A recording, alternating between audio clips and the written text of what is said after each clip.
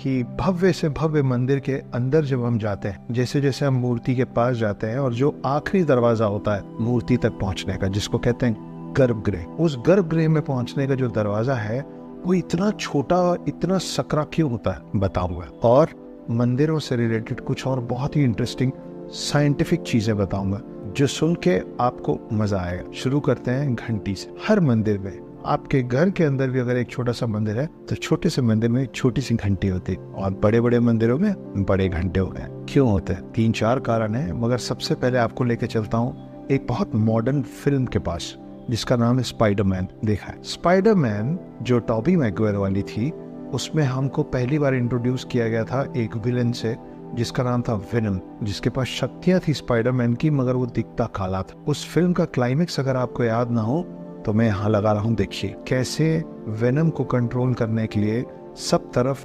बजने वाले रॉड्स लगाया है, और उन सबको जैसे जितनी बार वो बजा रहा है उतनी बार वेनम कंट्रोल में आ रहा है, कमजोर हो रहा है और हर्ट हो रहा है। वेनम प्रतीक था स्पाइडरमैन की नेगेटिविटी का। यही काम करता है घंटी, मंदिर में भी और हमारे जीवन में भी। नेगेटिविटीज को खत्म करता है, दबाता है, मारता है और कंट्रोल में रखता है। दूसरा कारण, मंदिर में जब हम जाते हैं तो हम लोगों का मानना है कि हमारे हर देवी देवता हर समय ध्यान मग्न होते हैं, ध्यान में लीन होते हैं। पर अगर हम मंदिर आए, उनसे मिलने आए, तो उनको तो पता चलना चाहिए आपके घर के दरवाजों पे क्यों घंटी लगी होती, ताकि मेहमान जब आए तो घंटी बजा के बताए कि मैं आया हूँ आपसे मिलने। हम घंटी का उपयोग स्पिरिचुअलिटी में वैसे भी करते हैं कि हमारे वो देवता जिनके हम मंदिर गए हैं वो अगर ध्यान लीन हो तो घंटी बजा के उनको बताया जाता है कि प्रभु या देवी, मैं आपकी शरण में आया हूँ, आपके द्वारे आया हूँ। तीसरा कारण, जिन मंदिरों में बड़े घंटे होते थे, घंटियां होती थी,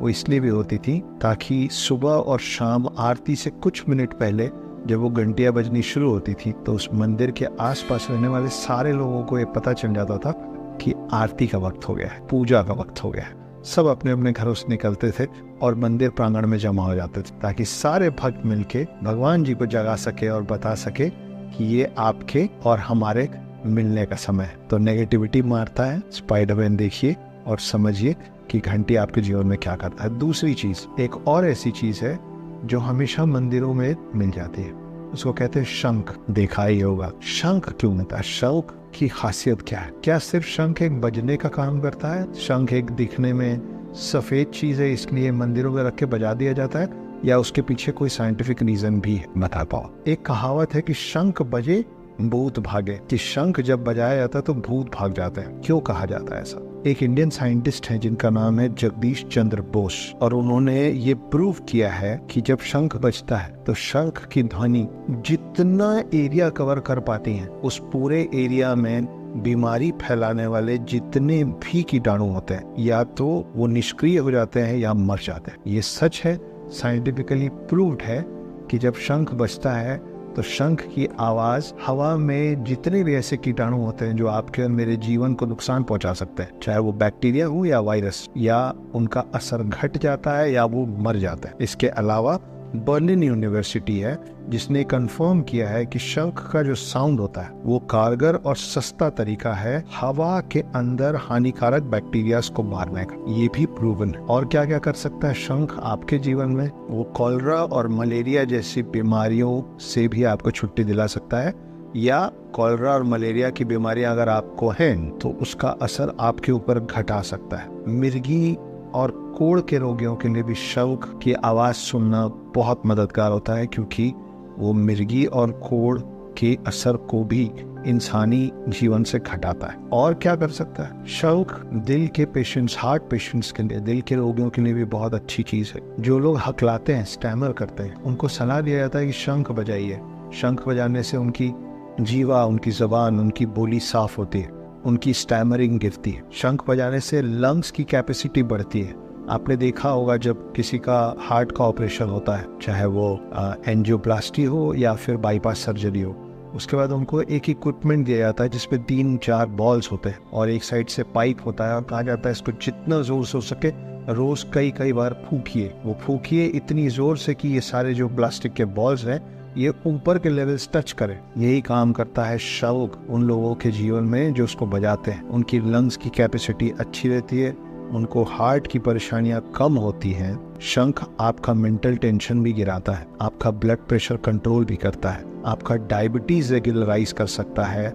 ब्रीदिंग प्रॉब्लम, सांस लेने में जो तकलीफें होती हैं वो निरंतर रेगुलर शंख बजाने वालों को या तो नहीं होती है, और या जिनको होती हैं वो ये शंख बजाने से घटती हैं और ठीक होती हैं। शंख डाइजेशन प्रॉब्लम्स में भी बहुत काम करता है। जो लोग रेगुलरली शंख बजाते हैं उनका पित्त, उनका पेट, उनका डाइजेस्टिव प्रक्रिया, पाचन क्रिया, ये सब बेहतर होगा। इतना कुछ करता है एक शंख। इसीलिए कहा जाता है कि मंदिर में जो शंख है उसको दोनों समय आरती में बजाना चाहिए, क्योंकि अगर आप एक शंख को 24 घंटे में सिर्फ 2 बार पूरी ताकत से बजा रहे हैं, क्योंकि शंख बजाना आसान नहीं, फेफड़ों में बहुत दम लगता है, तो अगर आप एक दिन में 2 बार शंख बजा रहे हैं तो ये जितनी परेशानियां मैंने गिनाई हैं उन सारी परेशानियों से या तो आपको निजात मिल सकता है, छुट्टी मिल सकती है, या उसका असर आप पे घट सकता है। इतना कुछ करता है शंख साइंटिफिकली। तो घंटी हो या शंख सिर्फ बजा के आवाज सुनने के लिए नहीं है। मंदिरों में रखी हर चीज,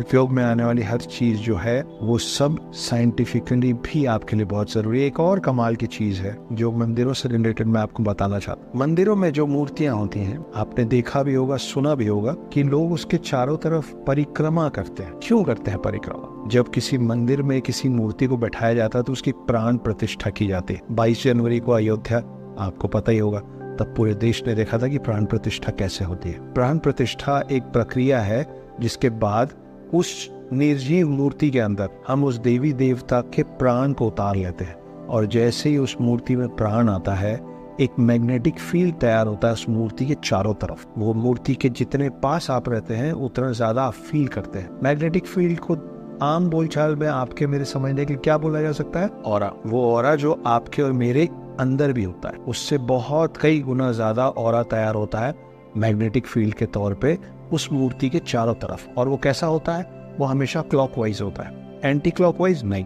क्लॉकवाइज हो। इसीलिए आप जब भी देखते हैं मंदिरों के आसपास परिक्रमा क्लॉकवाइज लगाई जाती है, ना कि एंटी क्लॉकवाइज। कितनी बार लगाई जाती है? आमतौर पे माना जाता है कि 5 से 11 बार परिक्रमा करनी चाहिए किसी भी आइडल की, लेकिन हर आइडल, हर मूर्ति के साथ 5 से 11 बार ही किया जाए ऐसा भी जरूरी नहीं। जैसे जैसे आप उस मूर्ति की परिक्रमा करते हैं या गर्भगृह की परिक्रमा करते हैं, वो मैग्नेटिक फील्ड के कारण आपका ऑरा, आपके इनर पावर्स और स्ट्रॉन्ग होते हैं, नेगेटिविटीज घटती हैं। मैग्नेटिक फील्ड यही करता है। कृष्ण जी के आसपास ये माना गया है कि कृष्ण जी की परिक्रमा 3 बार की जाती है। दुर्गा जी के लिए माना गया है कि 1 बार भी कर ले तो काफी है। मगर शिव जी सबसे अलग है। शिव जी एक लौते ऐसे भगवान है जिनके लिए माना जाता है कि क्लॉकवाइज और एंटी क्लॉकवाइज दोनों ही करना पड़ता है या करना चाहिए।